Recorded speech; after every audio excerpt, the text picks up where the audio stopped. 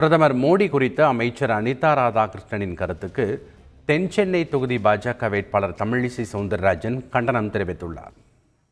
மனதிற்கு வேதனையான ஒன்று, அனிதா ராதாகிருஷ்ணன் தூத்துக்குடியில ஒரு கூட்டத்தில் மரியாதைக்குரிய பாரத பிரதமர் அவர்களை காதில் கேட்க முடியாத வார்த்தைகளை வைத்து பேசியிருக்கிறார். அதை கேட்டுக்கொண்டு ஒரு பெண் பாராளுமன்ற உறுப்பினர் உட்கார்ந்து இருக்கிறார். தென் பகுதியான உள்ளவர்களுக்கு தான் எனக்கு தெரியும் அது எவ்வளவு மோசமான வார்த்தை என்று. எங்கே போய் கொண்டு இருக்கிறது உங்களது நாகரிகம்?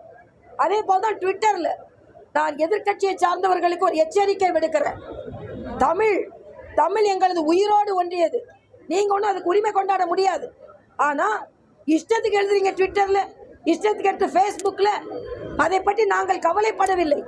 நீங்கள் எங்களை பரிகசிக்க பரிகசிக்க பரிகசிக்க நாங்கள் மிளிருகிறோமா இல்லையா என்று பாருங்கள், வளர்கிறோமா இல்லையா என்று பாருங்கள், தாமரை தென் சென்னையில் மலர்கிறதா இல்லையா என்று பாருங்கள்.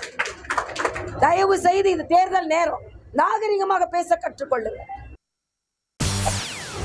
செய்திகளை உடனுக்குடன் தெரிந்து கொள்ள உடனே சப்ஸ்கிரைப் பண்ணுங்க.